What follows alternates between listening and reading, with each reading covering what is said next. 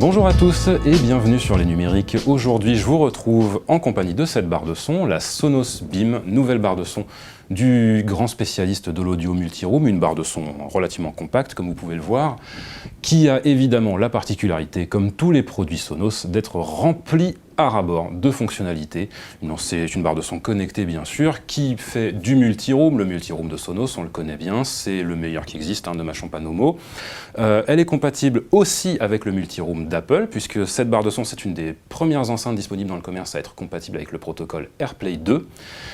Autre caractéristique de cette barre de son, là encore tout à fait typique des produits Sonos, c'est malheureusement qu'elle est très fermée. L'écosystème Sonos, on le connaît, c'est vrai, il est très puissant, il permet d'accéder à plein de services de streaming, mais par contre, s'il a un défaut, c'est bien ça, c'est qu'une fois qu'on est enfermé dedans, c'est assez difficile de s'en échapper. Et sur cette barre de son, ce que ça veut dire, cette fermeture, c'est aussi une connectique qui est extrêmement limitée, j'oserais même dire minimaliste. Alors ça ne veut pas dire qu'elle ne pourra pas suffire à certains, mais c'est quand même bien de se renseigner avant de l'acquérir. Encore une fois, pour avoir plus de détails, je vous invite à lire le test, je ne vais pas m'attarder là-dessus tout de suite.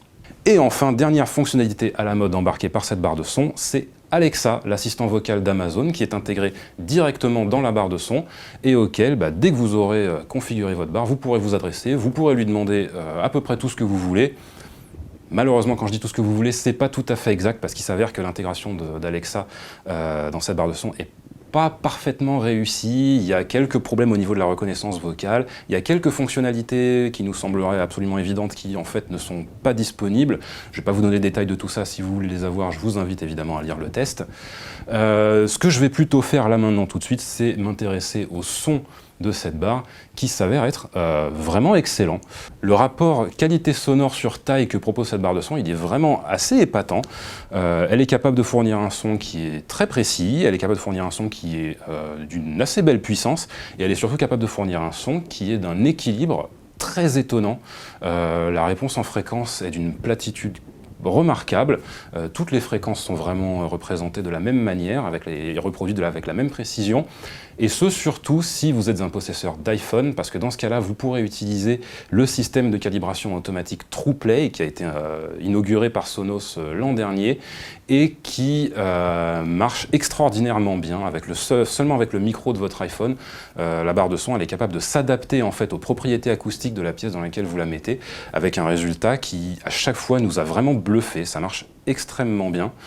Le seul problème qu'on a au niveau sonore avec cette barre de son, il concerne la spatialisation, parce que cette spatialisation, elle est très large, mais par contre, elle est très peu précise. Et ça, c'est problématique, notamment pour ce qui concerne la voix centrale, parce que voilà, une barre de son comme ça que vous avez envie de mettre devant une télé, dès qu'il y aura un dialogue ou dès qu'il y aura simplement le présentateur de votre émission de télé favorite qui parlera, vous verrez la personne parler très précisément sur l'écran, mais par contre, le son de ses paroles, il ne sera pas précisément localisé, ce sera une espèce de magma, une espèce de nuage sonore un peu flou qui prendra un peu tout l'écran. Et ça va créer une espèce de divergence entre votre perception visuelle et votre perception sonore qui n'est pas super agréable. C'est le seul défaut majeur qu'on ait à reprocher à cette barre. Ça reste quand même un excellent produit. Elle est disponible dès maintenant au tarif de 449 € et le test complet, bien sûr, est disponible sur Les Numériques.